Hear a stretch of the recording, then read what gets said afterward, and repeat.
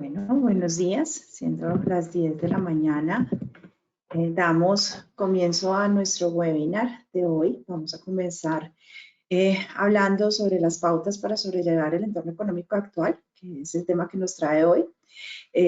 Antes de arrancar, quiero presentarles un poco de ISI, de nuestros panelistas. Mi nombre es Carolina Molano, como lo pueden ver. Yo soy la directora general de ISI Emerging Markets, que es el nombre de la compañía, una compañía británica. Soy la directora para Latinoamérica.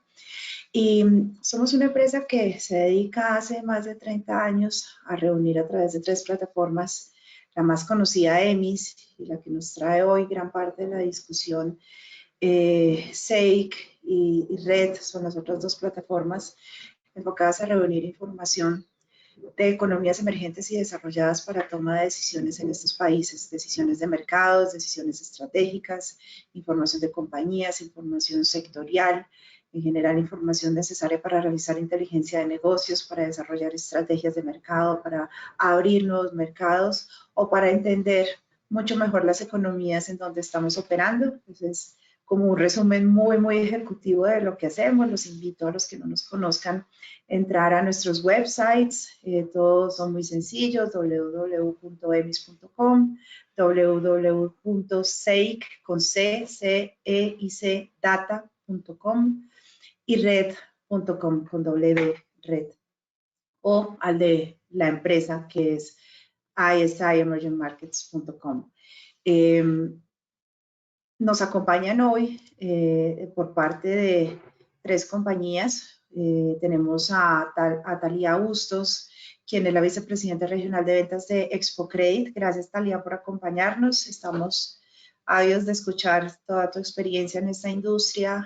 Talía es profesional del área comercial con una sólida experiencia en el sector financiero, con más de 10 años trabajando en factoraje o factoring financiero para empresas de diferentes sectores económicos en México y Latinoamérica.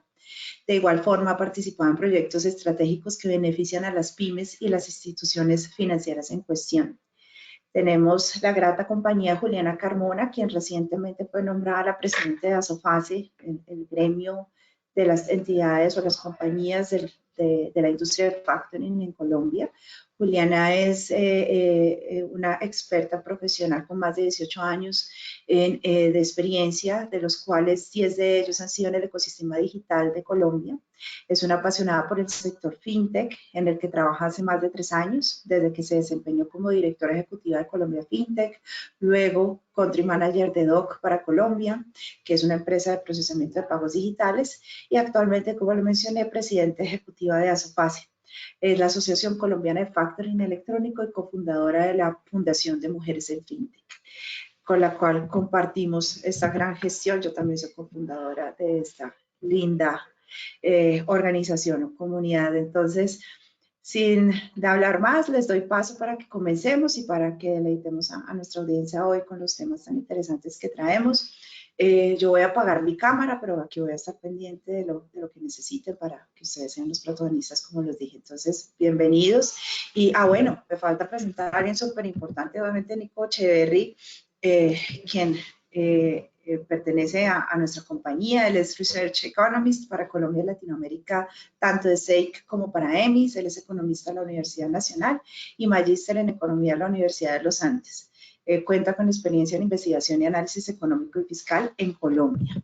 Perdón, Nico, ese pequeño lapsus. Pero bueno, aquí los dejo entonces para que comiencen. Bienvenidos y muchas gracias.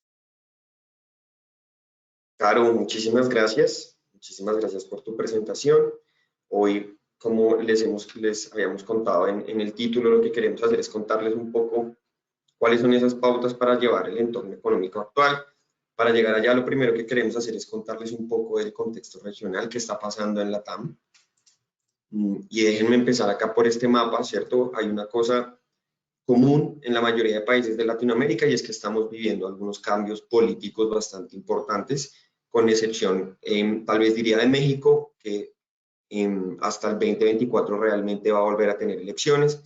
Sin embargo, digamos que hay como unas particularidades en cada país. Déjenme empezar por México. México, como les decía, todavía no está entrando en esa coyuntura política, pero México está viviendo un fenómeno mundial bastante importante, que es la relocalización de las fábricas. Digamos que hoy en día han estado ocurriendo ciertos eventos geopolíticos, principalmente con Estados Unidos y China, y la mayoría de empresas de manufactura están empezando a relocalizar su producción.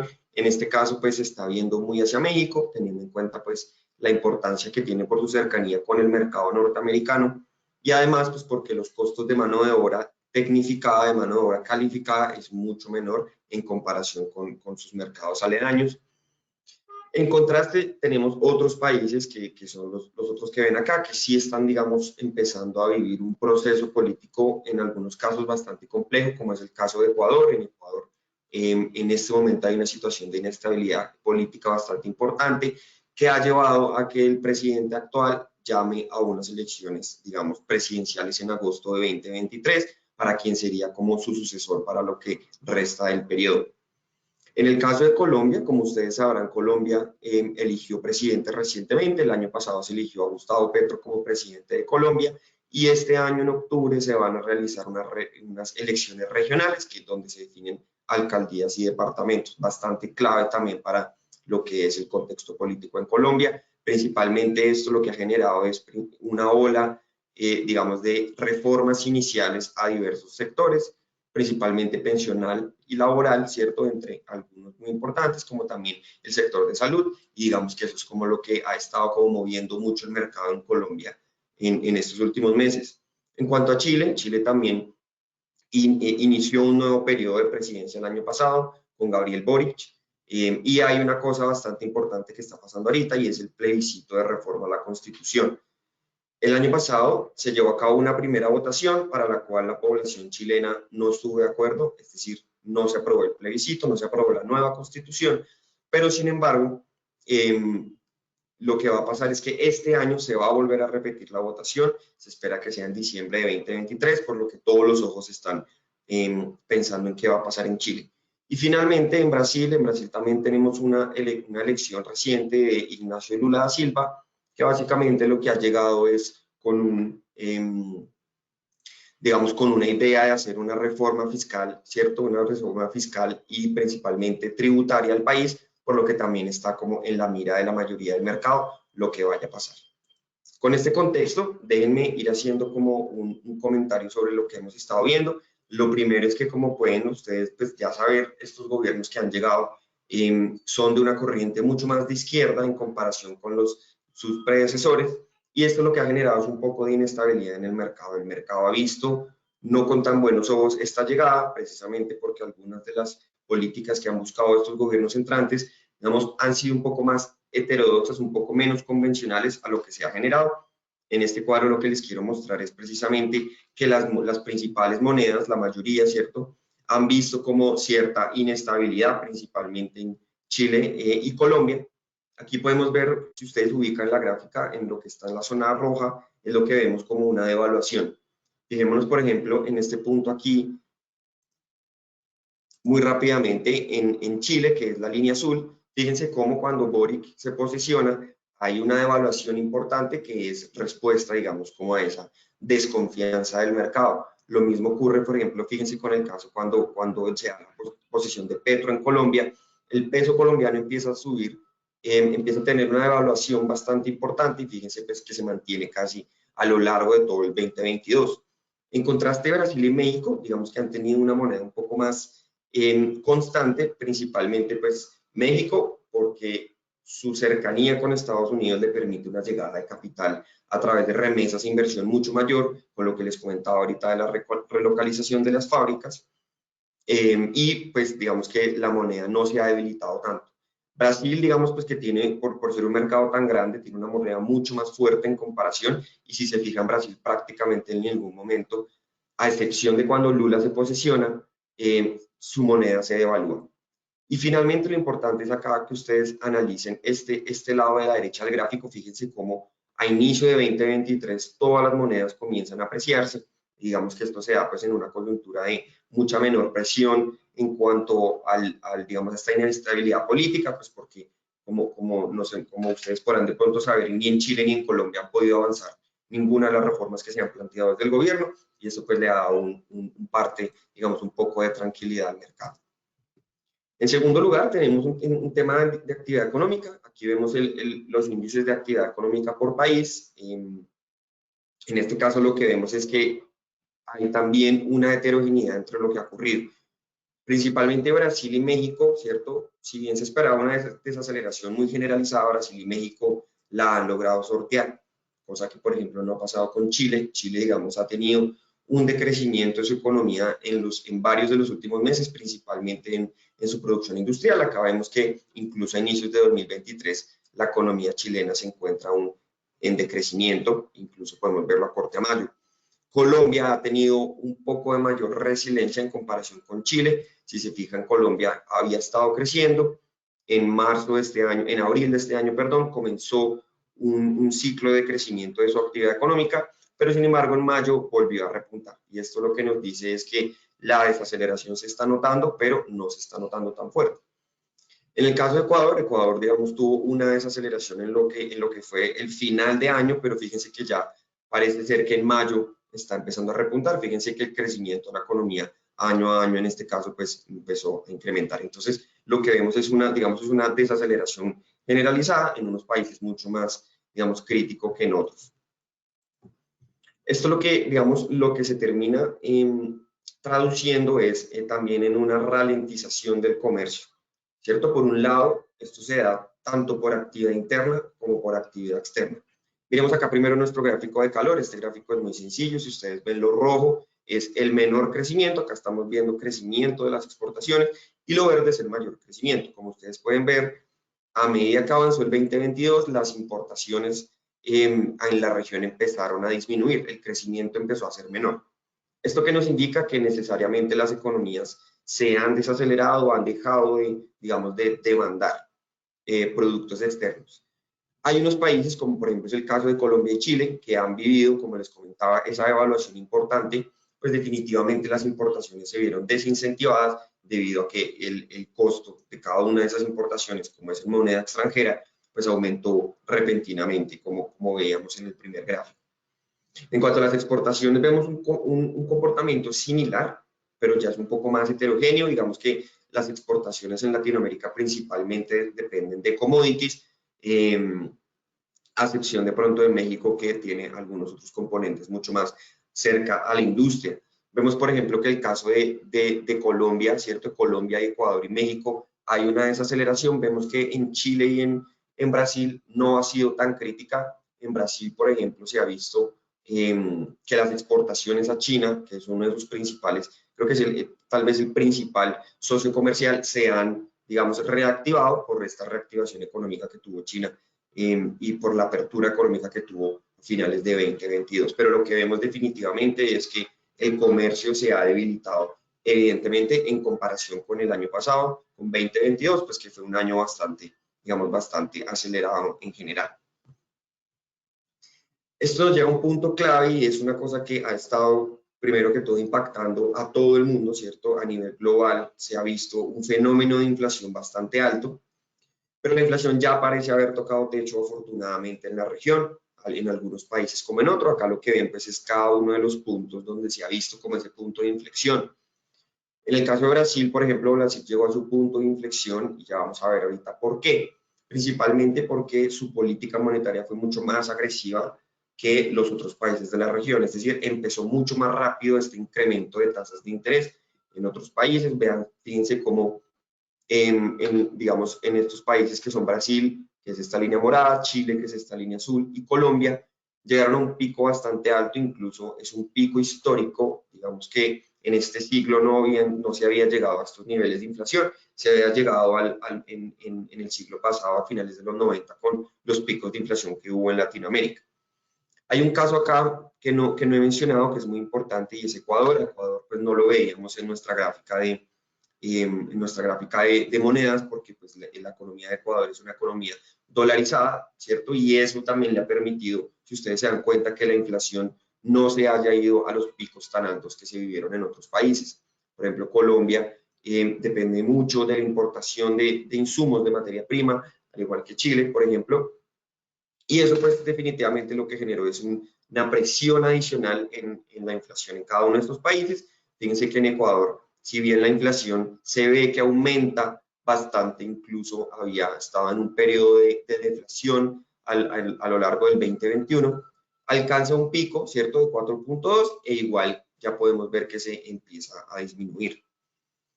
Este tema con la inflación nos ha generado, digamos, una situación muy particular y es, ¿cierto?, y es que la política monetaria de los bancos centrales para contrarrestar esta inflación, pues ha sido bastante agresiva. Digamos que aquí ustedes pueden ver, es bastante claro cómo, digamos que hay un caso muy particular que es Ecuador, que ya lo vamos a ver.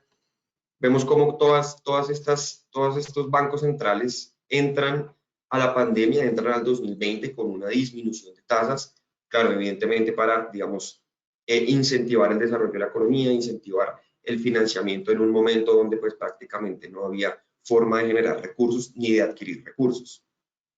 Sin embargo, esto lo que nos conllevó fue a cuando se abre la pandemia, digamos, cuando se reabren las economías, esto generó es como un boom de demanda para el cual pues no estábamos preparados, porque pues el ritmo de crecimiento de la demanda prácticamente pasó de 0 a 100, mientras que pues la producción no siguió, digamos, como el mismo ritmo. ¿Qué se dieron cuenta los bancos centrales? Pues que definitivamente esto lo que nos iba a generar es un componente bastante importante de inflación. Como yo les comentaba, fíjense Brasil, que es esta línea oscura, casi que empezando 2021 comienza esa senda de aceleración en su política monetaria y a par de meses, ya digamos en abril, junio de 2021, los demás países en Latinoamérica se montan en esta tendencia de tasas de interés. Fíjense que Ecuador pues como estaba en un periodo de deflación por causa de la pandemia, deflación es cuando los precios empiezan a decrecer, ¿cierto? Es el escenario totalmente opuesto. Ecuador no ve la necesidad, sino hasta más o menos entrados en 2022, cuando ya su inflación, pese a que es baja, empieza a subir, ¿cierto? Empieza a subir de manera pues inesperada y debe comenzar a aumentar los niveles de tasas de interés.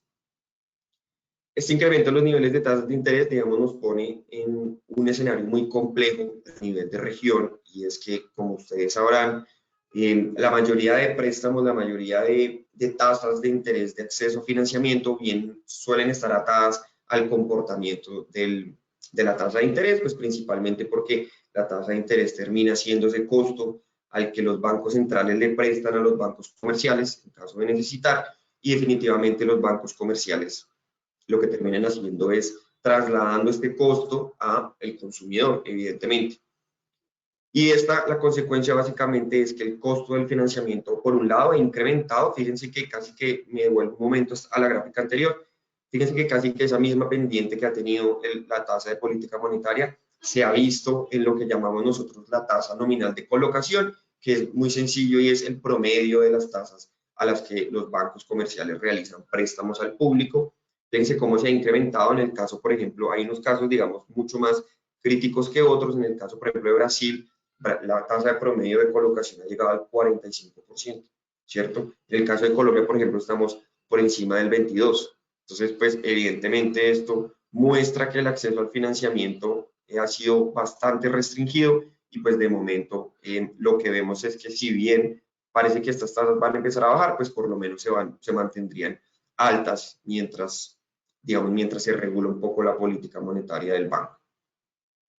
Yo les quería contar esto hasta acá, digamos, como contextualizarnos de qué está pasando en la región, mostrarles que llegamos a un escenario en donde precisamente el costo al financiamiento es difícil, tanto para empresas como tanto para consumidores, y esto pues, digamos, la idea es que a partir de acá nos va a ambientar lo siguiente que les queremos contar. Entonces, yo quiero pues pasar a darte la palabra a ti, Talia, para que nos cuentes un poco, digamos, en este momento, dado que tenemos bastantes complicaciones en financiamiento, ¿qué alternativas ven ustedes, digamos, de cara al público, a contarle pues a nuestros asistentes, pues que se podría, digamos, lograr para conseguir financiamiento de pronto por canales no tan convencionales como el crédito bancario, sino de pronto por algunos otros canales? Entonces, te doy la palabra. Gracias, Nico. Muy interesante. Muchas gracias por la invitación a ISI Emerging Markets. Nos da mucho gusto a Expo Credit formar parte de este webinar y, como dices, complementar un poquito lo que estabas diciendo sobre las alternativas de financiamiento que existen para algunas empresas que sabemos de pronto no tenemos conocimiento de todo lo que hay de oferta. Hay de pronto productos muy buenos, muy innovadores, que pueden ayudar a los empresarios, pues a eso, a obtener capital, obtener deuda, en fin, hay muchos instrumentos que les pueden apoyar y pues bueno, de eso les voy a hablar en este momento. Entonces, si me ayudas a pasar a la siguiente. Pues bueno, el primer punto del que queremos platicarles un poquito es sobre la alternativa de financiamiento, que es el crowdfunding. El crowdfunding, pues, es un financiamiento a través de la contribución de varias personas. Digamos que justo lo que estamos viendo en este tipo de financiamiento es que hay una multitud, que es crowd, ¿no? La parte de esta palabra que en inglés, y funding, que van a aportar sus fondos para ciertos proyectos. Entonces, normalmente este tipo de estrategias se utilizan o se realizan a través de plataformas que son especializadas y que ya están diseñadas para ofrecer distintos proyectos, ¿no? Entonces, tienen por un lado a los proyectos que son muy interesantes, los empresarios, los emprendedores, ¿no? Muchos emprendedores hacen uso de esto, pero no solamente está diseñado para emprendedores, también hay muchas empresas pues de muchos años, ¿no? Como Sony, por ejemplo, que hacen uso del crowdfunding. Y por otro lado, pues está la parte de los inversionistas. Siempre va a haber personas interesadas en decir, oye, ¿dónde puedo obtener algún rendimiento? ¿Dónde puedo obtener algún beneficio? O incluso nos encontramos con personas altruistas que participan en este tema del crowdfunding. Entonces, pues bueno, para esto nos vamos a encontrar con 4 tipos de crowdfunding. Ustedes los van a ver.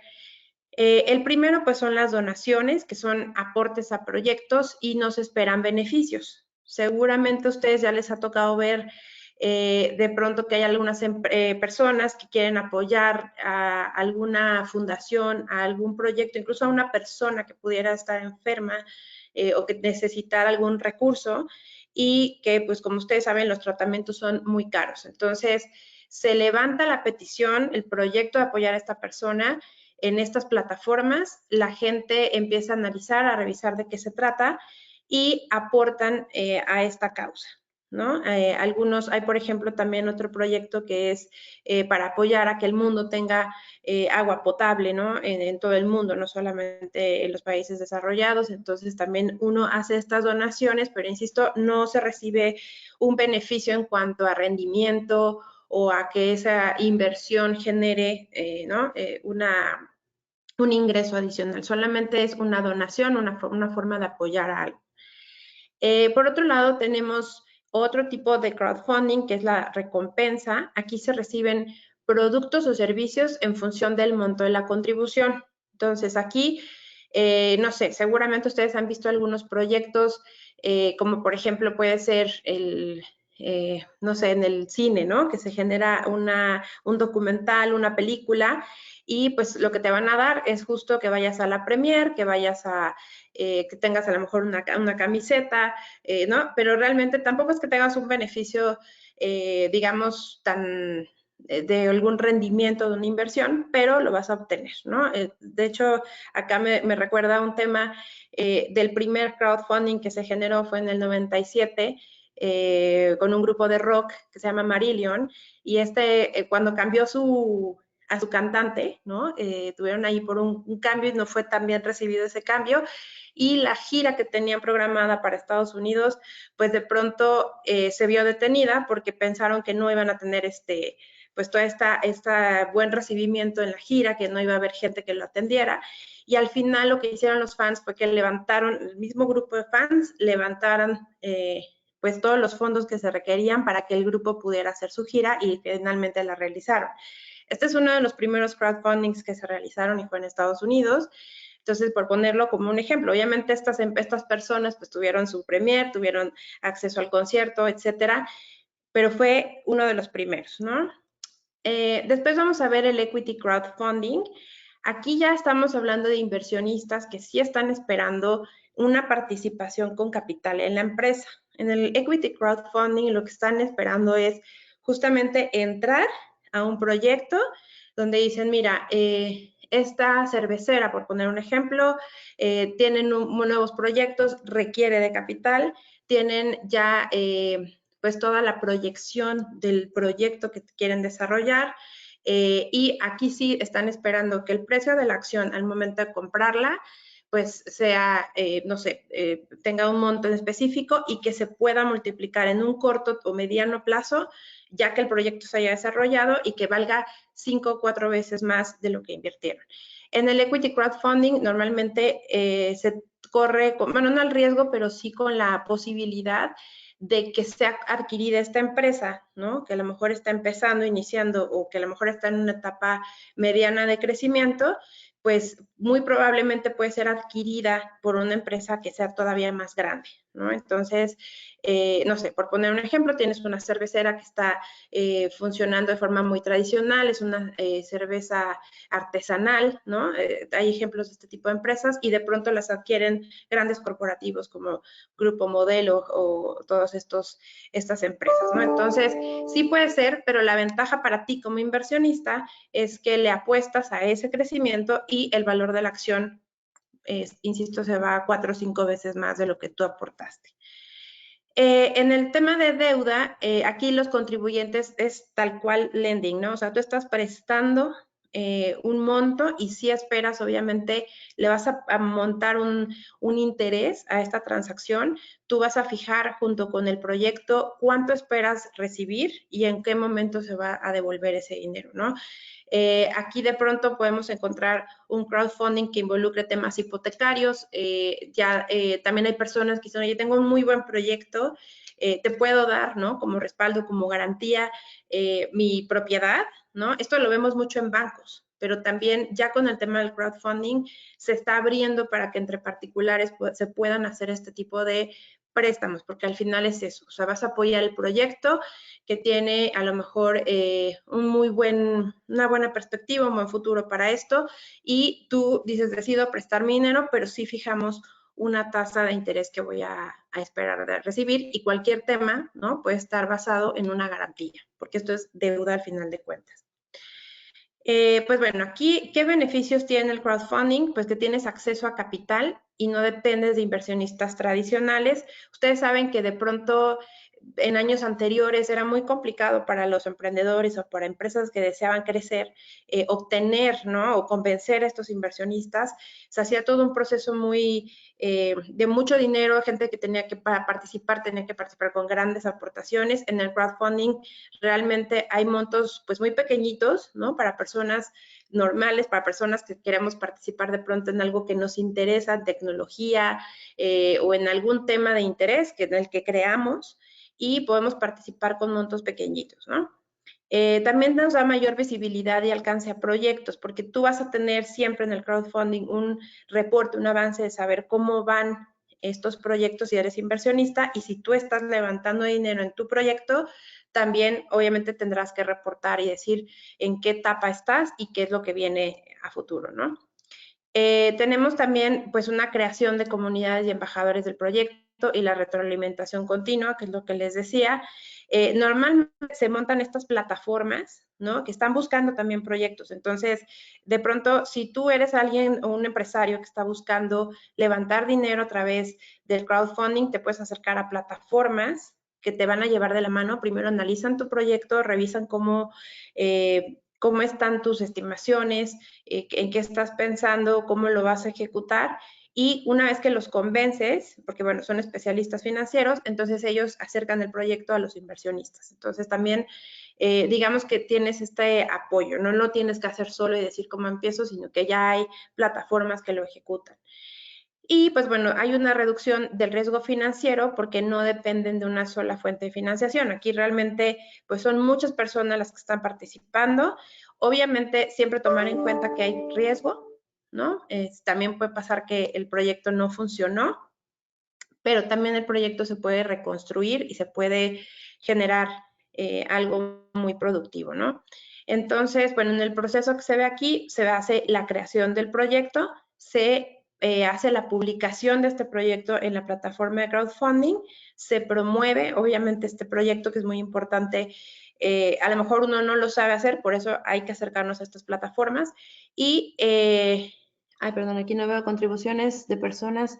Ok, se busca justamente estos inversionistas, ¿no? Que se van a acercar, que van a decir, ok, me interesa, voy a hacer aportaciones. Podemos hablar, pues, de diferentes montos, de diferentes números de personas, incluso que están en diferentes partes del mundo, ¿no? No necesariamente solamente en el país en el que tú estás.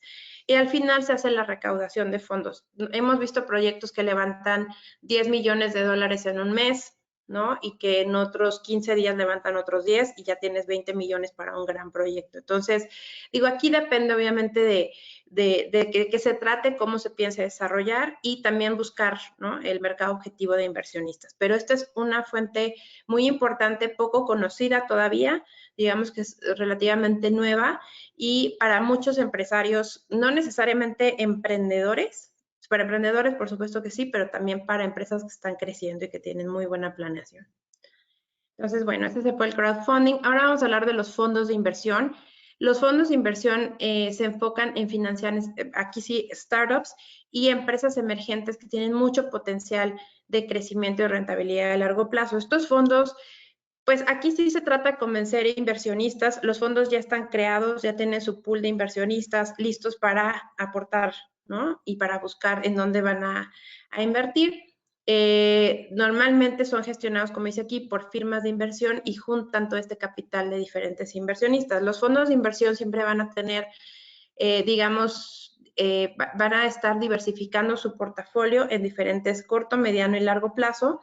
Entonces, de acuerdo a los proyectos que estén recibiendo, pues ellos van a estar buscando a quién vender estos proyectos y sí tienen prometido un rendimiento. Entonces, uno como inversionista dice, ok, yo quiero a lo mejor invertir cierto monto, ¿qué me recomiendas?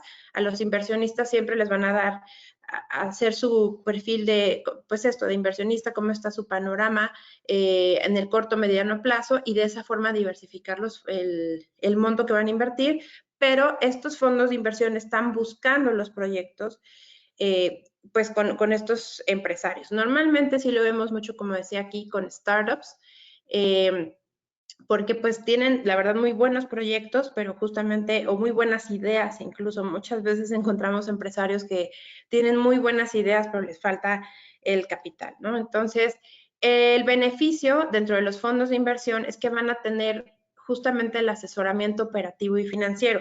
Obviamente, al entrar a un fondo de inversión, el equipo que está atrás analizando todas las opciones y las oportunidades, pues son expertos financieros que tienen mucha experiencia en evaluación de proyectos y que obviamente van a revisar antes de acercar a los inversionistas, ¿no? Te van a dar también acceso a la red de contactos que puedan tener, porque pues también aquí se trata de que el proyecto salga y salga bien. Se hace una validación del modelo de negocio por parte de la entidad con experiencia, porque sí es muy importante saber, conocer los flujos, cómo se va a comportar, dar los seguimientos puntuales a los compromisos, ¿no? O sea, digo, aquí están los fondos, pero entonces vamos a dar seguimiento y a buscar que se cumplan cada uno de los puntos que tienes como empresario, ¿no? Aquí, pues obviamente te da una posibilidad de crecimiento y de expansión para las empresas, porque muchas de estas empresas lo que hacen es que las toman desde una etapa muy temprana, cuando están iniciando, cuando están emprendiendo, y de lo que se trata es de encaminar a la empresa, incluso hasta llevarla a cotizar en bolsa, ¿no? O sea, algunos es como el objetivo de llevarla de la mano y en un periodo no muy largo, llevarla, hacerla crecer y pues que pueda llegar a hacerse pública en algunos casos, ¿no? Entonces, ese apoyo en cada una de las etapas del financiamiento te lo va a brindar justamente pues estos fondos de inversión, ¿no? Las desventajas, pues las tasas de financiamiento son más altas por la prima de riesgo, pues obviamente estos fondos tienen los compromisos, ¿no? Con sus inversionistas para darles unos buenos rendimientos y que todo haga sentido para ellos. Y en algunos casos, como dice aquí, se exige ya el equity de la compañía dependiendo del monto de inversión. Entonces, que no necesariamente es una desventaja para algunos empresarios o para algunos emprendedores, ahí quieren llegar, ¿no? Y les conviene hacer pues una venta de empresa y pensar en un nuevo proyecto. Bueno, otro punto muy importante es el crédito bancario. Aquí ya estamos hablando de productos más tradicionales. Seguramente muchos de ustedes como empresarios ya lo conocen, pero también hay personas o hay direcciones que dicen, ¿sabes qué? Me da miedo el crédito porque esto es un tema que de pronto me puede dejar boletinado, me puede generar temas, ¿no? Pues realmente el crédito no es algo que lo debamos percibir así. El crédito bancario, pues es un financiamiento, ¿no? Que está basado, pues tal cual, te van a calificar una línea de crédito, es un servicio financiero que vas a obtener. La recomendación obviamente es acercarse a instituciones bancarias, pues que sean grandes, conocidas, que estén incluso a nivel mundial. Y este crédito, pues sí se va a registrar como una deuda para la empresa, pero realmente es una forma de financiamiento. Si se sabe manejar de forma óptima, si se cumple obviamente con los plazos de pago, pues realmente no es algo que le puede beneficiar muchísimo a la empresa y no va a ser algo que afecte, ¿no?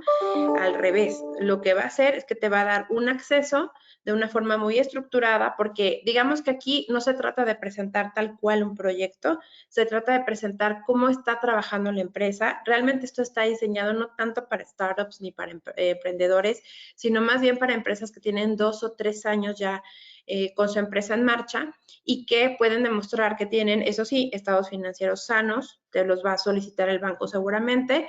Te van a decir con base en esta información y con toda tu información financiera, cuánto pueden el banco o qué capacidad tiene tu empresa para soportar un préstamo. Entonces, tienes un financiamiento estructurado y va a cumplir un poco con las necesidades de la empresa, ¿no? La ventaja es que tú puedes obtener un préstamo y tienes una línea revolvente. Normalmente estos tipos de crédito te otorgan un monto, tú lo utilizas y conforme se va pagando, se va liberando el monto de la línea que puedes utilizar nuevamente. E incluso si tienes un buen comportamiento de pago, te pueden incrementar esa línea, ¿no? A lo largo del tiempo. Pues aquí la ventaja es que se impulsan también el cumplimiento de objetivos empresariales, ya sea que el empresario quiera invertir en maquinaria, en equipo, en algún nuevo proyecto, ¿no? Normalmente cuando las empresas están en crecimiento, de pronto vemos que no pueden atender un nuevo proyecto por falta de capacidad en la compañía. Entonces, al obtener un crédito, el empresario hace todo internamente para obtener capital de trabajo y poder cumplir sus obligaciones. Y pues finalmente algo que es muy importante es que se establece un historial crediticio y una buena reputación de la empresa. Para muchas empresas o incluso para abrir nuevos clientes, algunos ponen atención en estos detalles, en saber cómo están, qué tan endeudados están, cómo está el comportamiento de pagos de la empresa y puedes incluso acceder a otro tipo de financiamientos. Si tu historial de pagos o tu historial crediticio está bien, ¿no? Ante el buró de crédito, seguramente obtendrás un nuevo crédito o algún otro producto financiero que te pueda beneficiar. Aquí es básicamente acercarte al banco, solicitas el préstamo, hacen una evaluación de la solicitud, te van a pedir un checklist y generalmente dentro de este due diligence que hacen, pues es buscar cómo están los financieros de la empresa, se aprueba, ¿no? Y se desembolsa el préstamo y ustedes como empresarios pueden decir, listo, pues voy a disponerlo para este proyecto, ¿no? Después hacen los pagos periódicos, es muy importante cumplir con los pagos en la fecha que tienen pactada y al final pues se va liquidando el préstamo. Insisto, puede ser una línea revolvente y lo vuelven a utilizar. Listo. Y finalmente, pues bueno, vamos a hablar del factoraje financiero. El factoraje pues es realmente conocido como el financiamiento de cuentas por cobrar. Es una forma de financiamiento en el cual la empresa va a vender sus facturas a un tercero. Es decir, aquí muchas empresas, y es algo que está sucediendo normalmente, es que pues las empresas tienen clientes que les ponen plazos de pago bastante largos, ¿no? 30, 60, 90 días, incluso 180 días para que paguen. ¿Qué es lo que sucede en el factoraje? Básicamente es esto, la venta de un activo, la venta de la cuenta por cobrar, para que les adelanten un porcentaje de esa factura, no tengan que esperar este periodo tan largo y con este valor avance igual tomar decisiones. Normalmente, como se calcula aquí, en el factoraje no le llamamos tasa de interés, se llama una comisión de factoraje porque las facturas se compran a descuento. Entonces, tú dices, mi factura vale 100, me la van a pagar mi deudor o ¿no? El cliente de mi cliente, digamos, yo le llamo deudor, me lo va a pagar en 90 días, entonces se hace un descuento por ese monto y listo, el cliente obtiene a lo mejor el 80 o el 85% del valor de esa factura y al vencimiento pues se le devuelve ese monto restante menos la comisión. Entonces, bajo esta lógica, pues bueno, vamos a encontrarnos con dos tipos de factoraje, que es con recurso y sin recurso. El factoraje sin recurso, la empresa que es el factor o la empresa que está ejecutando esta operación asume el riesgo de cobro y en el factoraje con recurso, la empresa sigue siendo el responsable si es que la cuenta por cobrar no se pudiera cobrar al deudor. Entonces, este se parece ya más a un crédito. El factoraje sin recurso es una operación que no cuenta como deuda, ¿no? Porque finalmente es como, yo ya vendí el activo y listo. Ya el factor se va a encargar de cobrar esa cuenta. Y pues bueno, aquí el beneficio es que tienes liquidez inmediata y la puedes obviamente invertir en varios proyectos, abrir mercados, lo que estábamos platicando un poco del crédito, lo que necesites, e incluso hay quienes lo utilizan para desahogar deudas. También pues tienes un apoyo por parte del área de cobranzas y algunos procesos operativos. ¿Por qué? Porque ya no te toca a ti hacer esta labor de cobranza con tu cliente, sino que lo estás trasladando a un tercero. También, pues bueno, lo puedes utilizar de acuerdo a la conveniencia. Al no ser deuda, no es como que esté marcado que tienes una línea autorizada en tu historial crediticio, sino que solamente al momento en que tú requieras la venta de facturas, lo utilizas esa línea que tienes habilitada y en caso de que no, pues bueno, no pasa nada, puedes hacer uso de otras herramientas. Y es un complemento a diferentes alternativas financieras que presenta el mercado. El factoraje sí es conocido, lleva muchísimos años utilizándose, pero al final hay empresas que no saben cómo ejecutarlo. Entonces, pues es muy fácil el proceso. Realmente el cliente factura al comprador o a su deudor, luego vende esta factura a la empresa que realiza el factoraje. Esta empresa le avanza el 80 o el 85% del valor de esa factura, por poner un promedio, y después en la fecha de vencimiento el deudor paga y se le devuelve ese restante que le llamamos aforo, menos el costo del servicio. Entonces, es un proceso, la verdad, muy bueno y que no endeuda a las empresas. Y finalmente, pues bueno, quisiera hacer un comparativo, ¿no? A ver, aquí les voy a mostrar qué diferencia hay entre el factoraje y un crédito bancario. En el factoraje, el crédito se basa en la capacidad de pago de los deudores, es decir, la empresa de factoraje, el riesgo lo tiene con el cliente del cliente, ¿no? Con la persona o con el tercero que va a pagar esa factura. En el crédito bancario, no, ahí sí está basado en la capacidad financiera de la compañía que está solicitando ese crédito y se revisan únicamente los estados financieros. En el factoraje no se exigen garantías personales porque pues realmente aquí normalmente hacen uso las financieras de un seguro de crédito. Y en el crédito bancario sí se requieren garantías personales de los accionistas. Hay algunos accionistas que esto no les hace sentir tan cómodos, entonces habrá que evaluarlo.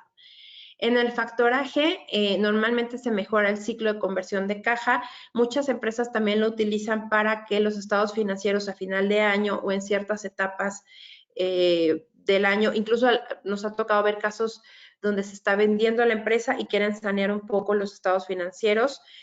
Pues bueno, claro que mejora el ciclo de conversión de efectivo y para eso sirve la venta de estos activos. En el crédito bancario sí se refleja como deuda, es un pasivo que se ve claramente en el balance. El factoraje, bueno, en ocasiones se puede trabajar con compañías que tienen poco tiempo, un año más o menos de creación, y en el crédito bancario sí te van a solicitar que tengas 2 o 3 años de operación. Talía, muchas gracias. Muy enriquecedora toda esta charla.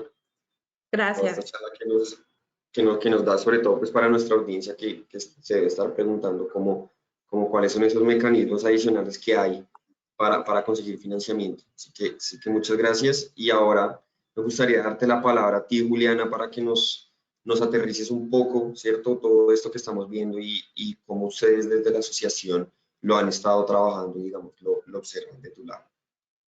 Perfecto, Nicolás, muchísimas gracias y bueno, un saludo a todos los que nos están viendo el día de hoy, un especial agradecimiento a ustedes que están proporcionando este espacio de diálogo para mostrar alternativas de financiación y que puedan tener en cuenta pues también esas opciones para fortalecer los temas de capital de trabajo, liquidez en el corto plazo y efectivamente en línea con lo que estaba mencionando Talía, digamos que Talía mostró pues de manera muy didáctica cuáles son los tipos de financiación que una empresa, un emprendedor puede tener en cuenta en su portafolio como inversión, como por supuesto los créditos tradicionales, están los créditos también de hecho desde las fintech y el tema del factoring, digamos que en México lo manejan como factoraje, en Colombia lo llamamos como factoring, termina siendo exactamente lo mismo, es básicamente el mecanismo para anticipar el pago de la factura, pero pues es exactamente lo mismo.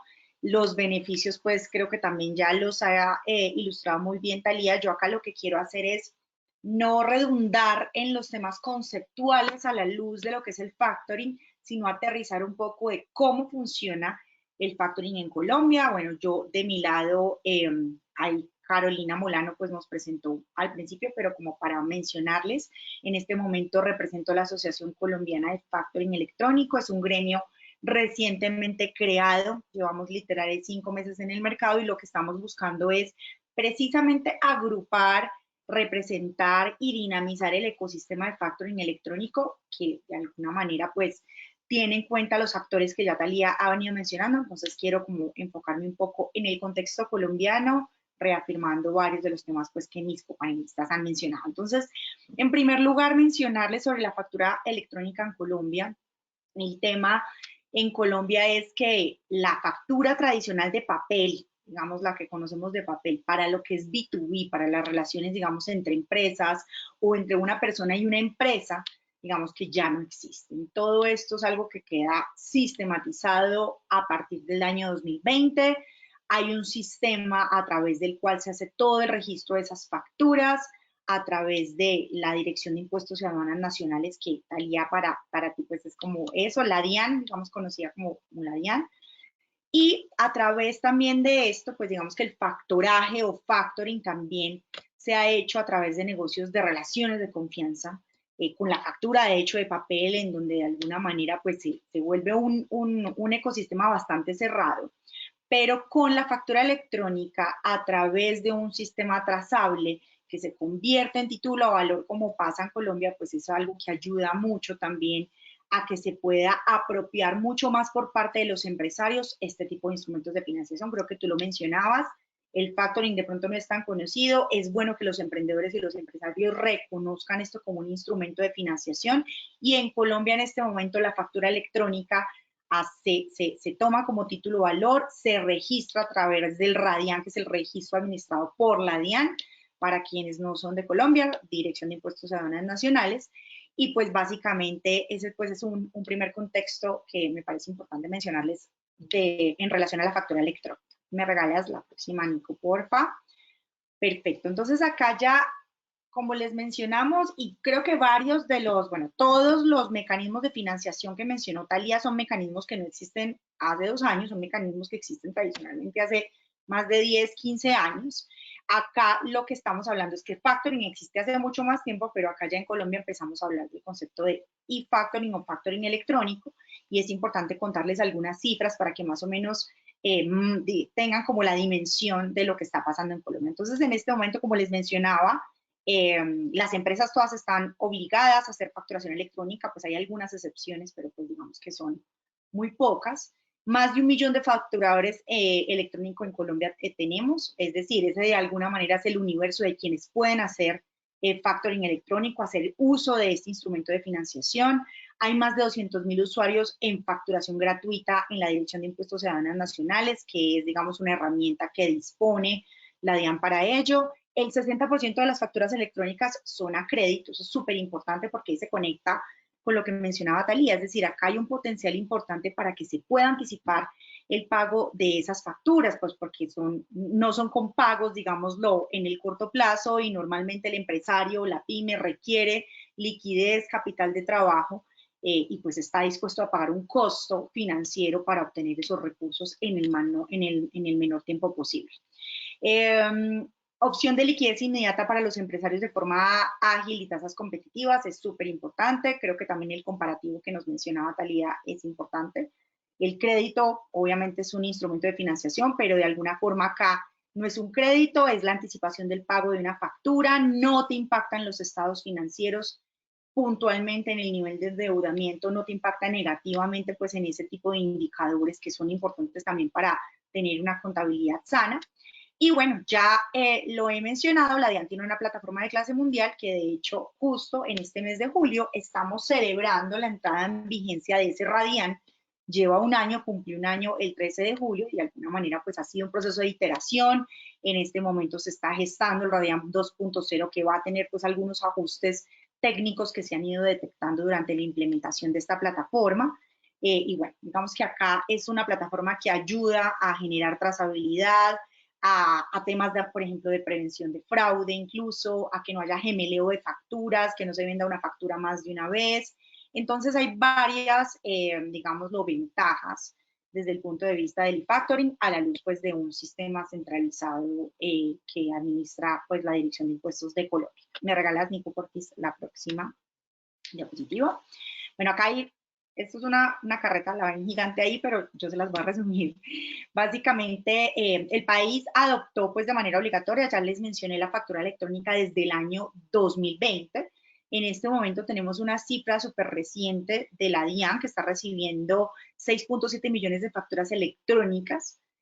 Actualmente hay 1.022.000 facturadores electrónicos, ahora les decía que era más de 1 millón, esta ya es la cifra exacta confirmada por la DIAN. No existe relaciones de facturas de papel en lo que tiene que ver con relaciones B2B.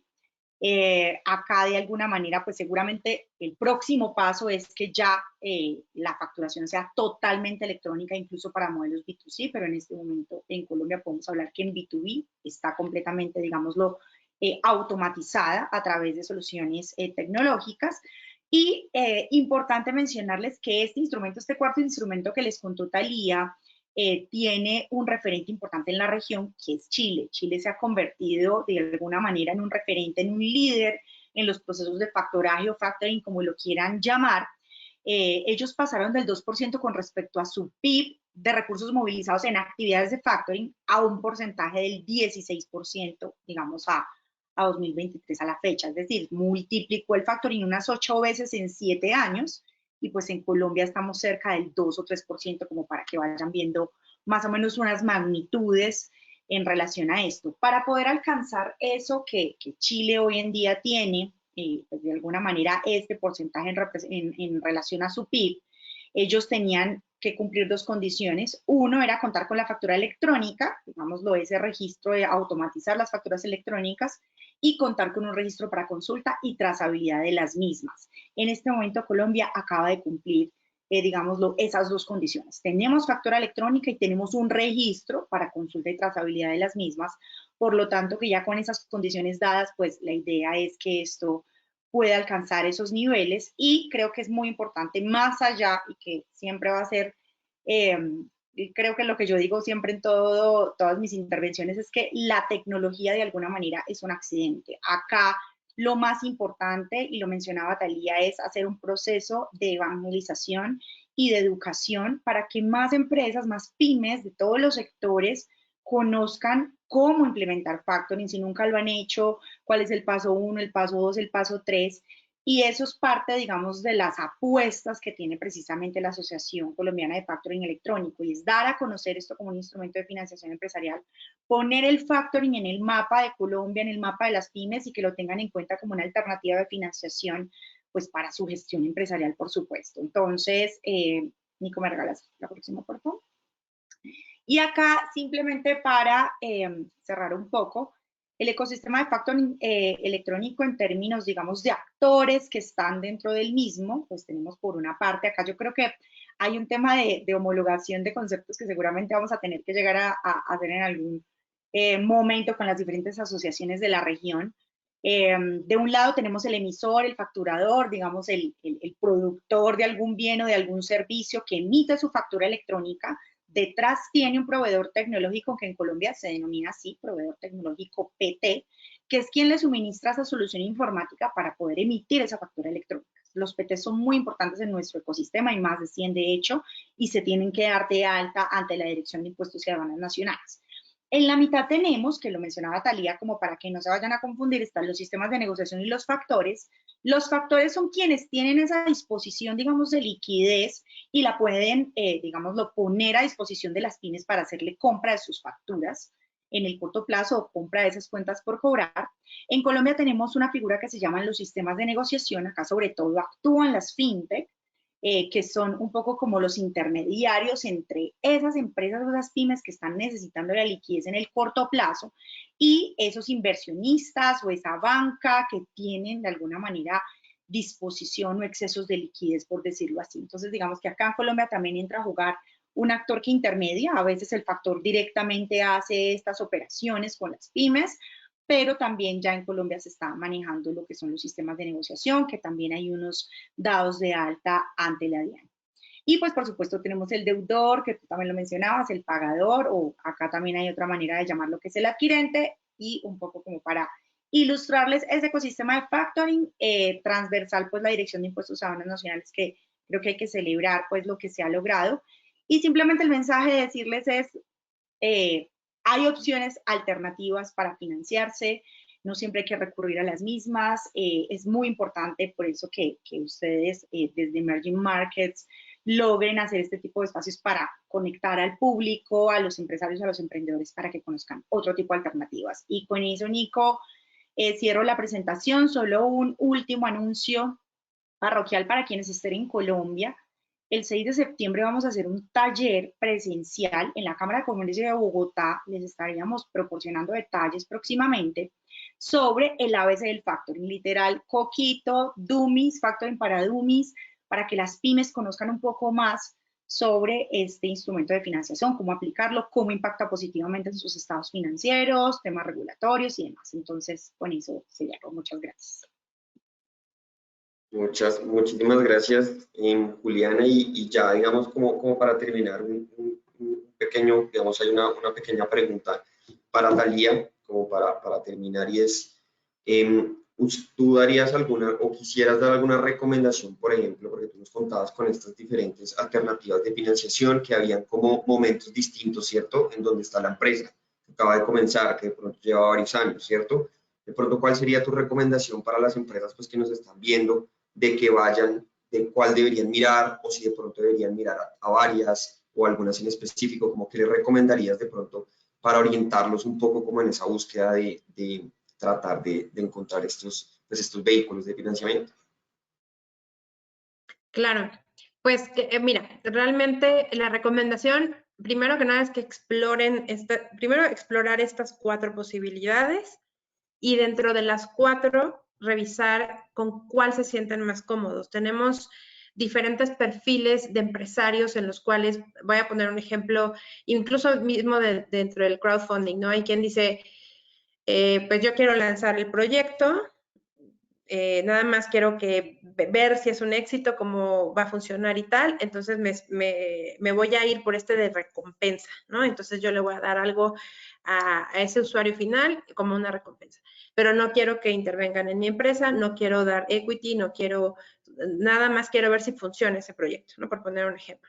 Tenemos otro empresario que dice, me está yendo muy bien, solamente lo que me tiene ahorcado es mi flujo efectivo, entonces estoy vendiendo mucho, pero de pronto lo que me ahorca son los plazos. Entonces, yo recomendaría el factoring. Tenemos otro empresario que dice, ¿sabes qué? Yo nada más necesito pues financiar un proyecto que va a ser por un año y necesito comprar una maquinaria en específico, pues la recomendación sería más bien que viera la opción de un crédito. Y finalmente, pues si tenemos una startup que está muy bien estructurada y que tiene muy bien diseñada, pues cómo van a ser sus flujos futuros y que necesita y que no tiene problema en que intervenga un inversionista o está en búsqueda de un inversionista en el largo plazo o mediano plazo, pues buscar la opción de fondos de inversión. Más o menos es la recomendación. Insisto, sí sería buenísimo que vean todas las opciones y que se identifiquen más con alguien. Hay gente que no le gustaría, por ejemplo, nunca hacer pública su empresa y para otra empresa, para otro empresario puede ser el sueño, ¿no? De la vida. Entonces, sí depende mucho de qué es lo que estén buscando, pero exploren las opciones, no le tengan miedo y sobre todo, pues donde se sientan cómodos para que funcione. Gracias, Talía. Y Caro, antes para darte el cierre, Juliana, nos preguntan si porfa nos puedes volver a regalar la información de este evento que tendrán ustedes de Asofácil, ya para cerrar.